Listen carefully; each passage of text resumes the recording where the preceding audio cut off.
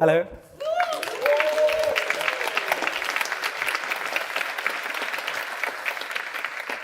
Hello, everyone. It's an honor to be here, mildly terrifying. Well, my name is Alberto Petronio. I'm the lead concept artist of the vehicle team at Cloud Imperium Games. My main project is Star Citizen. For those of you who doesn't know what the project is, Star Citizen is a multiplayer online video game set in an explorable universe with dozens of planets that are 1/8 of the size of the Earth and that are freely explorable without any kind of loading screen on foot or on board of particularly meticulously crafted vehicles and spaceships. We have hundreds of spaceships, and each of them come with their own manufacturer. We have 16. You could compare it to what in real life Ferrari, BMW, Renault are. Each of them has the target audience, their level of technology, their branding, basically. Every ship is really detailed. So they are the center of our gameplay, and they have bespoke interiors, they have bespoke handling, different maneuvering based on the shape, based on your aerodynamics. So we can quite say that there is a lot of love that goes behind these ships. As a disclaimer, I work only on 3–4% of the ships you see here, so this is the work of dozens of artists that came before me that helped to bring this universe to life. And yeah, this is a common problem. 2 years ago, I was the only member of the concept vehicle team left in the company. And I came back to where I came from, in the 3D vehicle team, as a concept artist under the same art director. And I thought that that would have been an incredibly good possibility to transform the way we manage deliveries in the concept art world, or at least in our company. So highlighting responsibilities, depth of thought, and the research that should go behind props of this complexity. So to show you how we did that, I will bring you through a little journey, and maybe if we have time, a little extra. And I will show you 3 different ships. One is a small combat and performance vehicle. The other one is a military medium tank. And the last is a commercial alien spaceship. So quite different between each other. And instead of analyzing each one, I will just bring in more of a flowy examine of how our workflow works. So yeah, we start. I think I went too far. No, it was right. We start with ideation. We're a team of 4 in the vehicle team, so each of us have different style, but each of us starts in 3D, because we have to make sure, absolutely, that we nail the metrics of the game, the size of the components, the size of the vehicle itself, where can it fit, the pilot position, the player position, the pilot point of view, and we just don't want this stuff to fall on the 3D team. This is an example of what one of these ideas might look like in an advanced stage, but when it's not chosen yet. In this case, I loved this option, but it was a bit too big, so we decided to settle on something that was reminding a little more of what's the archetype of a motorbike, because that's what we were trying to do. And we decided to go with the first 2, one for combat, one for racing. And I'll show you later how this project became. Right now I will show you the Tumbril Storm, a light tank. This was my second vehicle ever, so in concept. So I was a little more insecure. I tried to cover a broader options. We have something a little cyberpunk for option A, something retrofuturistic inspired to the World War I British tank. For option B, is something way more safe and contemporary for option C, and I'm quite happy to say that A won. And another completely different project was the Gatac Syulen. This was an alien ship made by the manufacturer Gatac. Gatac takes extreme pride in the way they control gravity and their gravitation technologies. So we had to make sure that that technology was respected in the initial concept. And that's why in this particular case, I couldn't use 3D, while in other cases, like the motorbike, we bounce from Photoshop to Blender. Sometimes some of us use Grease Pencil. In this case, I have to make sure that I nail the animation from the first point, because they were such a particular part of the spaceship. So the spaceship opens up when it flies and closes down when it lands. I remember still one day, Mark, our lead vehicle designer, came to me and said the sentence that would have modified the future of this project. He came to me and said, "We always do spaceships like they're planes. Why don't we have one that looks like a rocket?" So that's how the Syulen Fund is championed. At this point that we have a champion for each of our vehicles, we have to solve a lot of problems, and I have to show that this will work pretty well and will look pretty similar in-game to what we have in concept. And that's what is a little uncommon in the concept art community.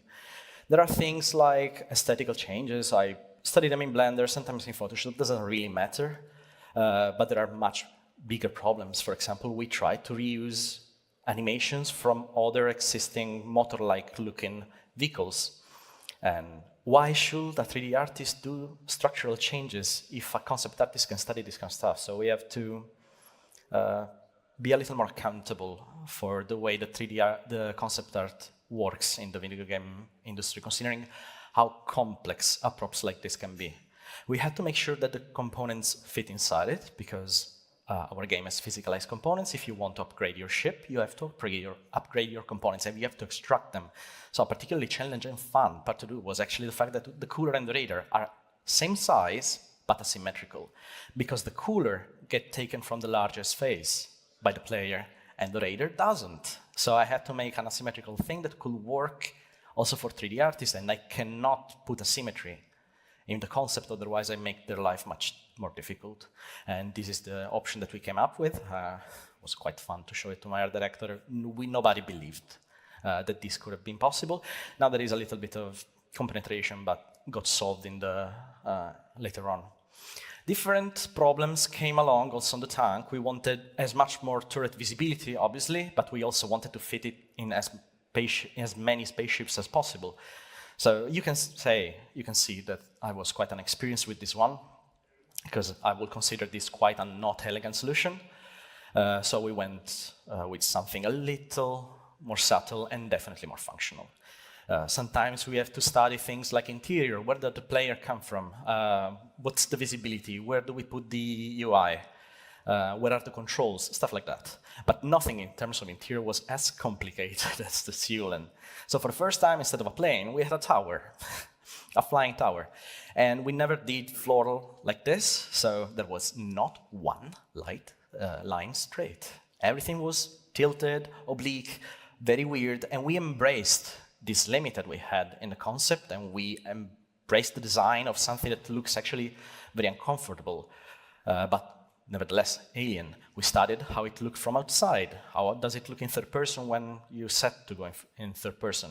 And I had to make sure that since we did such a weird type of concept, that every downstream team was on board with what we were doing. So I had to make a lot of animation to explain how this thing works. Again, this was justifiable because these Gatac guys, the Cian, control gravity really well, and they want to flex it, basically.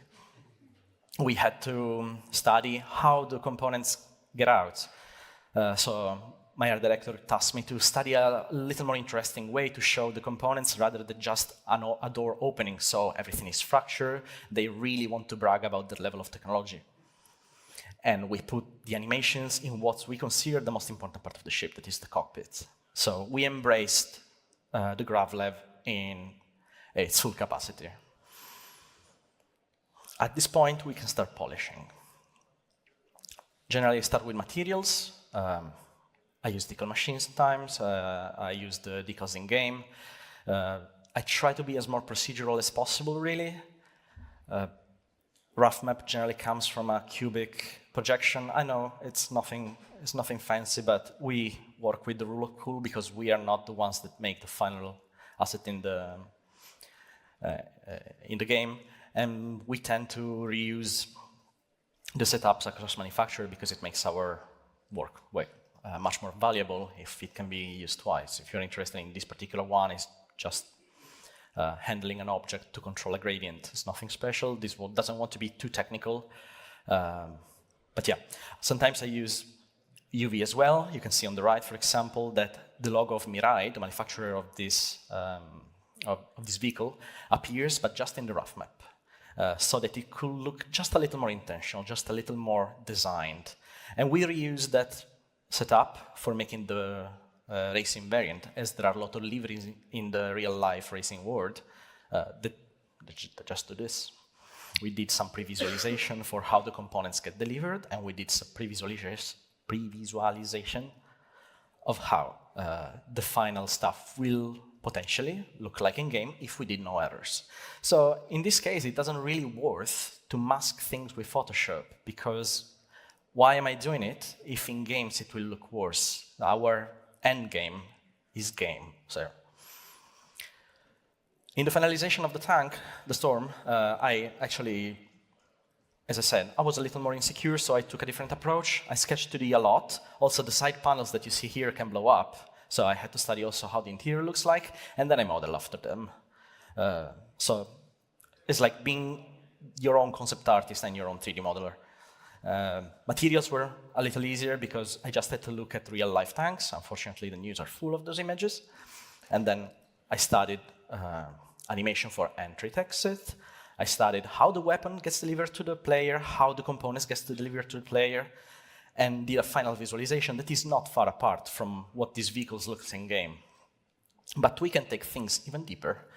For example, in flying spaceships, I do a pass for the thrusters, and the thruster determines how maneuverable a ship is, and we do this part in concept phase because we don't want to arrive to the last moment that the model is all done in 3D, in-game, and then we put the thrusters in their final position just because we want them there.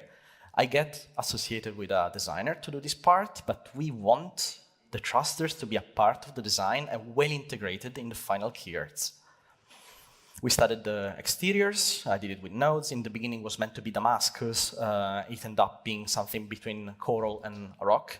Dan, one of our exterior artists on the project, actually remembered about this concept and went in the Blender file on our servers and basically checked all the node group and recreated it in Substance Painter Designer. This was the first ship of Gatac that we had in-game, so we couldn't recycle stuff from our alien manufacturer, and we definitely couldn't recycle stuff from our human manufacturer. So I had to come up with some concept to have an idea of how you unlock a door, what commands look like. We had to let it look alien, something absolutely disconnected. I was told that this was a bit too complex, so I downscoped and went with this option that is static. But since my model saved a lot of time to Dan, he actually came back in-game as soon as he had some free time, remembered the concept and tried to integrate it in-game, bringing basically the best of both options, animations and design. This, just as a disclaimer, means use in the Cyan language. I did some little hint to what a trim sheet could have looked like for this manufacturer, as this was the first spaceship for this manufacturer. And I proceeded with some final visualization. Again, our main point was to flex how technologically advanced this spaceship was. So, Gravlev, that is generally considered something a little lazy in sci-fi, was quite protagonist in this case. And this is how it looks in the end. We tend to do promotions. Some of our ships get actually sold with a lot of concept detail and a lot of promos. But we tend to do a little bit, at least, of all of them. It's quite easy, to be fair. We just borrow stuff from the Environment 3D art team and apply some material that are compatible with Blender. It's nothing complicated. A lot of fog, 0.6 for the anisotropy, remember that. 2, 3 area lights. I tend to go with no more than those. I put in-game some of the characters that we had, rigify them quite quickly, just because we didn't have any character riding a motorbike. And yeah, this is the final result after a little pass in Photoshop with just to bring a bit of snow and a bit of atmosphere. Same thing was done with the tank. We had some 3D scan ground. Again, a very light HDRI. It doesn't even influence the final lighting. A lot of fog, because I wanted really that Blade Runner vibe, and a huge area light on the top. Sometimes we use objects that can create shadows, but in this case was not the case. And the final result had to speak for himself. So this has to be sold like something that can take down an entire vehicle. And it can do it with a lot of firepower, it can do it fast, it can do it in group or alone. Different approach was taken on the Syulen. The Syulen had its main characteristic, the interiors. So we had to highlight those, letting it feel oppressive, but alien, and kind of a bit holy. And that's why this part, that is the cockpit, has a dome, but is also the cockpit, because it's the glass on the top that becomes the front faces part when this ship is flying. We did some shot with this bigger brother, projected by Michael Oberschneider. This ship is not in game yet, so that's why I talked all the time about the fact that the Syulen was the first one from Gatac, but it's been concepted already. The landed version and some exterior, but I've been speaking a lot about the fact that we are very well connected with the 3D art team, and this is the result between concept art and final art. So the second one is the one you see in game, and as you can see, it's not that far apart. So since I think I have some little more time, I would like to show you something a little new. 3 days ago was CitizenCon. It's our main event from our company, and we presented the Starlancer, our newest ship. It had to be the super version of this one of the most beloved ships in the universe of Star Citizen, the Freelancer. So we had to maintain the DNA. We did a bunch of options, as usual. We compared the size. Sometimes we were bashing from older manufacturer. For example, in this case, the manufacturer is Misc, and we have a lot of stuff from Misc. I take pieces, put them together, trying to find the right DNA, and we settled down with this one that, as you can see from it looks quite a lot like the Freelancer, has the same DNA, has the same curvature, and it tries to obviously call back at that vibe. With the designers, we started playing with interiors. We tried an option that was open on the belly. We tried an option that was closed. We studied some option for the upper deck, understanding how the flow works better with the kind of gameplay that the ship is meant to have. We studied the docking collar, how this connects to other spaceships or to other space stations. And this was the final result. I wasn't really satisfied at all, though, with the materials, because the materials that I had from the other ships that you've seen earlier were meant for a much smaller scale. So instead of reworking all the materials, I just went in our folders and take as many materials as I could from the game. I did a quick unwrapping, cubic unwrapping. I know, shame on me, but it works. Some decals still from the game, and the result, you can tell, is quite close to what this might look in the final game.